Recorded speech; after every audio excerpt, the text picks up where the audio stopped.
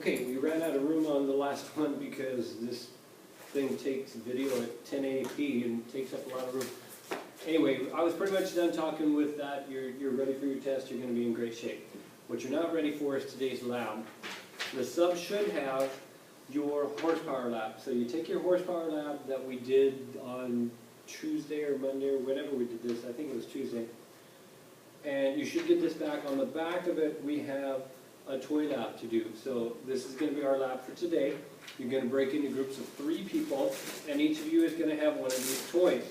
Now, I know you're going to get really excited because you love playing with toys. Some of these have been used too many times and they're a little bit broken. So if you get one and it won't turn inside out and stuff, just find another one that works. So again, work in groups of 3. Originally, just like Minnie Mouse, when this is sitting here, it has no energy in it.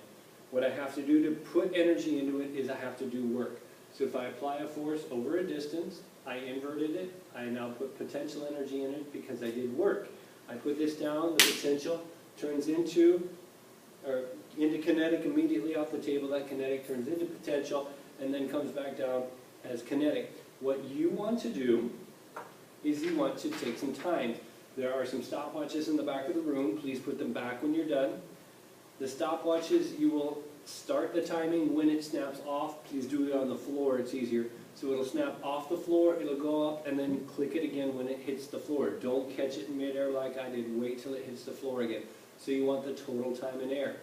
Now that's probably going to be a little bit underrated because you're going to be surprised a little bit when it snaps, but you're going to be ready for it when it hits the ground. So make sure that you look carefully. If you look at the shiny lights on the toy, you'll see them move a little bit right before it snaps and you can get a better time. So you want the total time in the air there. And you want somebody in your group, one of your 3 people in your group, are going to be standing near where this thing is popping. So if this thing pops up and it comes up to here on you, you say, okay, it came up to here, then I want you to measure up to here, and that's what you'll put down for your estimated height. So your height will be here and the time will be here. Then you're going to average your 5 times, and you're going to average your 5 heights, and you're going to use that here. Then it says here you're going to mass your toy. Right over here we have a 3-beam balance. That's what we're going to use to mass our toy. But the 3-beam balance is going to measure it in grams. You want it in kilograms. So you're going to have to move it 3 decimal places smaller. So that works. Then you're just going to answer these questions. So when you answer the questions, they're pretty self-explanatory, but what you're trying to say is you're going to figure out at the high point you have potential energy. So calculate your potential energy from mass, gravity, height.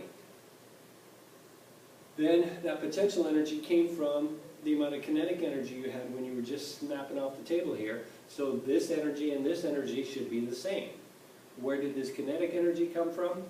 It came from the work you did in inverting it. So since I know I can calculate my potential, I know that's equal to my kinetic and equal to the work. If it's equal to the kinetic, I can solve for the velocity it had snapping off the table, and I can solve for the force I had inverting it.